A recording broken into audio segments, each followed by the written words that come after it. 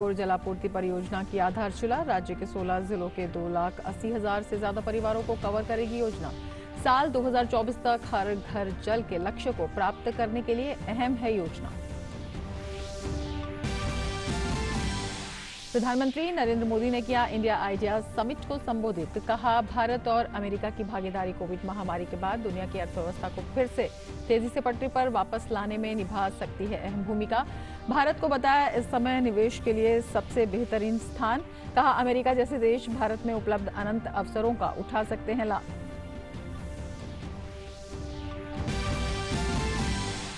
अमेरिकी चीन संबंध में आया तनाव। अमेरिकी बौद्धिक संपदा और अमेरिकियों की निजी जानकारी की रक्षा करने के लिए अमेरिका ने चीन को ह्यूस्टन में अपने वाणिज्य दूतावास को बंद करने का दिया आदेश। एशियाई बाजारों के दबाव में आने के आसार। अमेरिकी विदेश मंत्री माइक पोम्पियो ने चीन पर अपनी निर्भरता कम करने का भारत से किया आग्रह।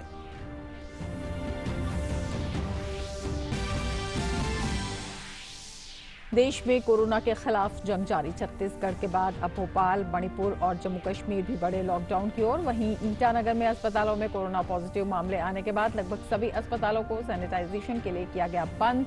दिल्ली में कोरोना रिकवरी रेट हुआ रिकॉर्ड 85.22%, तो देश भर में रिकवरी रेट पहुंचा 63% के पार और 7,82,000 से अधिक लोग हुए ठीक। दुनिया भर में कोरोना संक्रमितों का आंकड़ा पहुंचा 15 मिलियन के पार। मरने वालों की संख्या हुई 6 लाख के ऊपर। डब्ल्यूएचओ विशेषज्ञों के अनुसार 2021 की शुरुआत तक कोविड-19 वैक्सीन के फर्स्ट यूज की उम्मीद नहीं।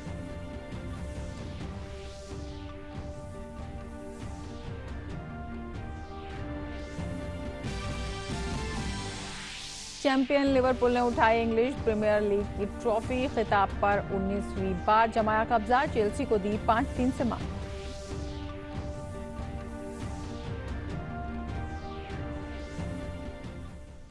नमस्कार, डीडी न्यूज में आपका स्वागत है। मैं हूं रमा त्यागी। लेंगे समाचार विस्तार से। प्रधानमंत्री नरेंद्र मोदी आज वीडियो कॉन्फ्रेंसिंग के माध्यम से मणिपुर जलापूर्ति परियोजना की आधारशिला रखेंगे। भारत सरकार ने 1,42,749 परिवारों वाली 1,185 बस्तियों को कवर करने के उद्देश्य से एफएचटीसी यानी functional house hold tap connection के लिए मणिपुर को जल जीवन मिशन के तहत धनराशि उपलब्ध कराई है। मणिपुर सरकार ने पूर्वोत्तर क्षेत्र विकास विभाग से प्राप्त धनराशि सहित वित्त पोषण के अतिरिक्त स्रोतों के जरिए शेष परिवारों को कवर करने की योजना बनाई है। बाहरी स्रोतों से वित्त पोषित परियोजना मणिपुर जलापूर्ति परियोजना कुछ इस तरह से तैयार की गई थी जिससे कि ग्रेटर इम्फाल योजना क्षेत्र 25 कस्बों और 1,731 ग्रामीण बस्तियों के शेष बचे परिवारों को एफएचटीसी मुहैया कराए जा सकें। इस तरह से ये परियोजना मणिपुर के 16 जिलों के 2,80,756 परिवारों को कवर कर लेगी। मणिपुर जलापूर्ति परियोजना वर्ष 2024 तक हर घर जल के लक्ष्य को प्राप्त करने के लिए राज्य सरकार के ठोस प्रयासों का एक महत्वपूर्ण घटक है। परियोजना का परिव्यय न्यू डेवलपमेंट बैंक द्वारा वित्त पोषित ऋण घटक के साथ लगभग 3,054 करोड़ 58 लाख रुपए है। भारत सरकार ने हर घर जल के मूल मंत्र के साथ वर्ष 2024 तक देश के प्रत्येक ग्रामीण परिवार को सुरक्षित और पर्याप्त मात्रा में पेयजल उपलब्ध कराने के लिए जल जीवन मिशन की शुरुआत की है। भारत में लगभग 19 करोड़ परिवार हैं। इनमें से केवल 24% के पास ही ताजा जल के घरेलू नल कलेक्शन है। मिशन का उद्देश्य राज्य सरकारों, पंचायती राज संस्थानों और स्थानीय समुदायों सहित सभी हितधारकों की साझेदारी के जरिए 14 करोड़ 33,21,049 परिवारों को एफएचटीसी मुहैया कराना है।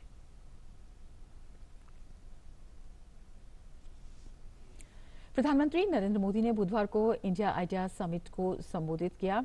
अमेरिका भारत बिजनेस काउंसिल द्वारा आयोजित इस शिखर सम्मेलन में पीएम मोदी ने कहा कि भारत और अमेरिका की भागीदारी कोविड महामारी के बाद दुनिया की अर्थव्यवस्था को फिर से तेजी से पटरी पर वापस लाने में अहम भूमिका निभा सकती है। पीएम ने कहा कि कोरोना संकट के समय जब दुनिया के देश मंदी से जूझ रहे थे उस वक्त भी भारत में खासा विदेशी निवेश आया।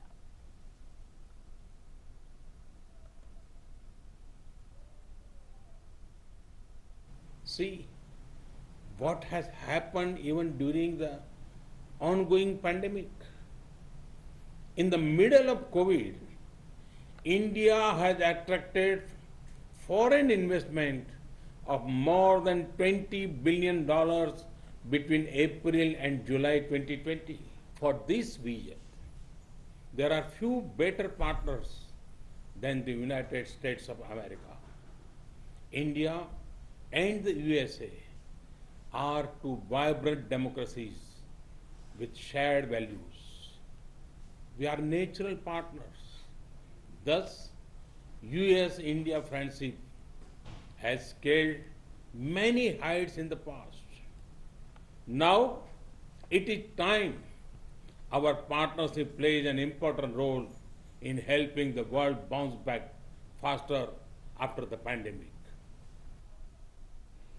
अमेरिका भारत व्यावसायिक परिषद की वार्षिक इंडिया आइडिया समिट के मुख्य सत्र को संबोधित करते हुए अमेरिकी विदेश मंत्री माइक पोम्पियो ने भारत से घरेलू आपूर्ति पर ध्यान देने और दूरसंचार और चिकित्सा आपूर्ति के लिए चीन पर निर्भरता कम करने का आग्रह किया।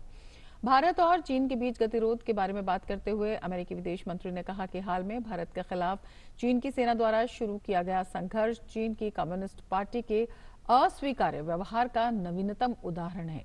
उन्होंने टिकटॉक सहित 59 चीनी ऐप्स को प्रतिबंधित करने को भारत के निर्णय की प्रशंसा की और कहा कि ये भारत के लोगों के लिए सुरक्षा खतरा है।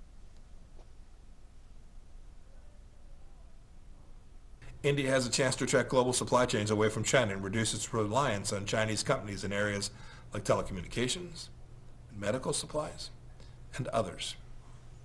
India is in this position because it has earned the trust of many nations around the world, including the United States.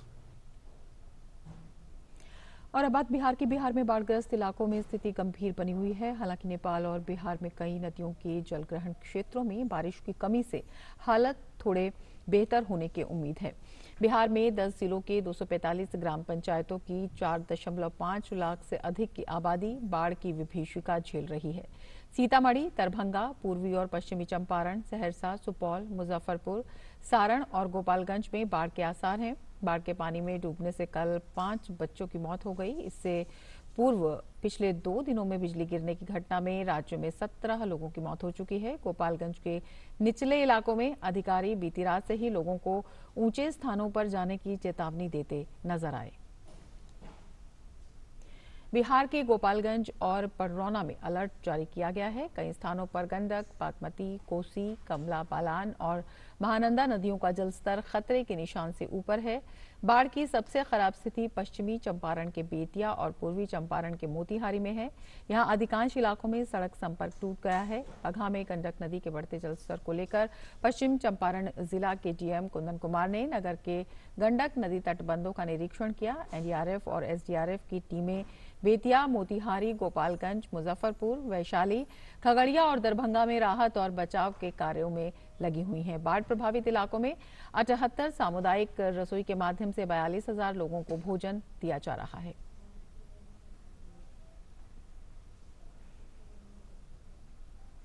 तो ये बिहार में बाढ़ की स्थिति। गोपालगंज और पटना में अलर्ट जारी कर दिया गया है। असम की बात करें तो असम में बाढ़ की स्थिति पिछले कुछ घंटों में और खराब हो गई है। यहां पर अब कुल प्रभावित लोगों की संख्या 26 लाख से अधिक हो गई है। फिलहाल राज्य में बारिश, भूस्खलन और बाढ़ के कारण 89 मौतों के साथ 115 का आंकड़ा हो गया है। बारपेटा, मोरीगांव और धुबरी के बाद करीब 4.7 लाख बाढ़ प्रभावित लोगों के साथ गोलपाड़ा जिला सबसे बुरी तरह से प्रभावित है। डिब्रूगढ़, जोरहाट, सोनितपुर, गोलपाड़ा और धुबरी जिलों में ब्रह्मपुत्र नदी अब भी खतरे के निशान से ऊपर बह रही है।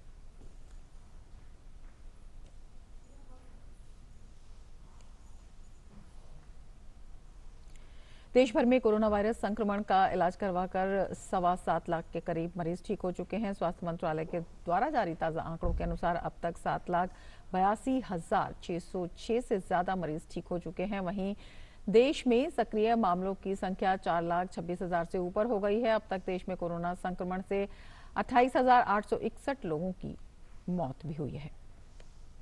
और मध्य प्रदेश की राजधानी में कोरोना वायरस के मामलों में बढ़ोतरी के मद्देनजर राज्य सरकार ने भोपाल में 24 जुलाई की रात से 10 दिन का लॉकडाउन लागू करने का फैसला किया है।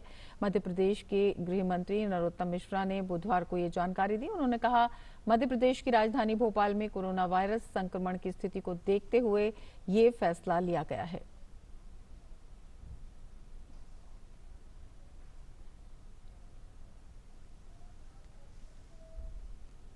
वहीं पश्चिम बंगाल में कोविड-19 के प्रकोप से निपटने के लिए सप्ताह में 2 दिन के राज्यव्यापी लॉकडाउन की घोषणा की गई है। इस सप्ताह आज और अगले शनिवार को लॉकडाउन दिनों के रूप में निर्धारित किया गया है। वहीं अगले सप्ताह बुधवार को पहला लॉकडाउन दिन होगा और दूसरे लॉकडाउन दिन की घोषणा सोमवार को की जाएगी। हालांकि इस सख्त लॉकडाउन में आवश्यक सेवाओं को पहले की तरह से छूट दी गई है। साप्ताहिक लॉकडाउन के निर्धारित 2 दिनों की घोषणा प्रत्येक सोमवार की जाएगी।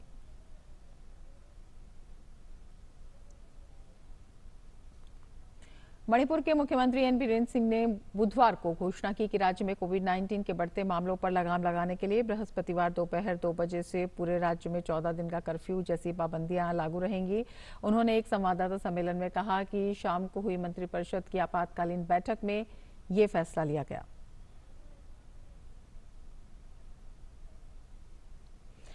उधर जम्मू कश्मीर के कश्मीर डिवीजन में बांदीपुरा को छोड़कर सभी रेड डिस्ट्रिक्ट्स में बुधवार शाम से 27 जुलाई तक पूर्ण लॉकडाउन लागू कर दिया गया है। हालांकि इन इलाकों में कृषि, बागवानी और भवन निर्माण की गतिविधियां पूर्ववत चालू रहेंगी। माल आपूर्ति वाहन, एलपीजी वाहन और तेल टैंकर को लॉकडाउन से छूट रहेगी। महान क्रांतिकारी चंद्रशेखर आजाद और बाल गंगाधर तिलक की आज जयंती है। पूरा देश अपने महान सपूत के संघर्ष और बलिदान को याद कर रहा है। उपराष्ट्रपति वेंकैया नायडू ने ट्वीट कर उन्हें याद करते हुए लिखा, आज जुलाई 23 को भारत के 2 महान सपूत बाल गंगाधर तिलक और चंद्रशेखर आजाद की जन्म जयंती है। मुझे लगता है युवाओं को देश की आजादी के लिए उनकी जिंदगी और बलिदान को पढ़ना चाहिए। उपराष्ट्रपति वेंकैया नायडू ने अपने ट्वीट में कहा कि आज हम इन बहादुरों को अपनी श्रद्धांजलि अर्पित करते हैं और इस महान देश के लिए उनके सपनों को साकार करने के लिए कड़ी मेहनत का संकल्प लेते हैं। अमर शहीद चंद्रशेखर आजाद की जन्म जयंती के अवसर पर विलक्षण युवा नायक की स्मृति को सादर नमन करता हूं। राष्ट्र के समक्ष ऐसे उदात्त आदर्शों के प्रणेता लोकमान्य बाल गंगाधर तिलक की जन्म जयंती पर आदर्श पुरुष के यश और उनकी पुण्य स्मृति को सादर प्रणाम करता हूं।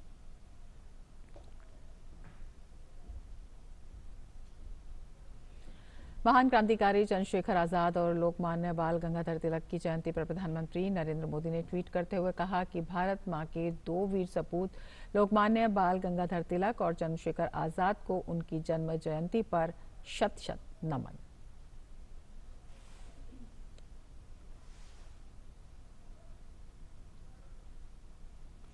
महान क्रांतिकारी चंद्रशेखर आजाद की जयंती पर सूचना और प्रसारण मंत्री प्रकाश जावड़ेकर ने ट्वीट करते हुए कहा कि भारत माता के वीर सपूत चंद्रशेखर आजाद को उनकी जयंती पर शत-शत नमन।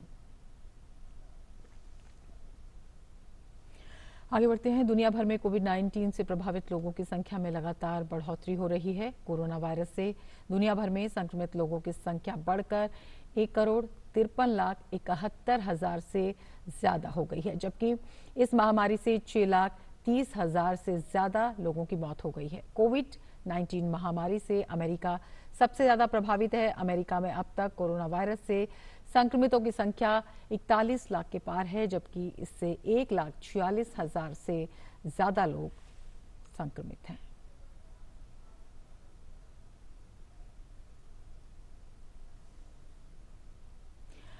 और अब बारी हमारे सेगमेंट डीडी लाइट्स की, जिसमें हम आपके लिए लेकर आए हैं इस सप्ताह दूरदर्शन पर प्रसारित होने वाले सुपरहिट धारावाहिकों की कुछ झलकियां।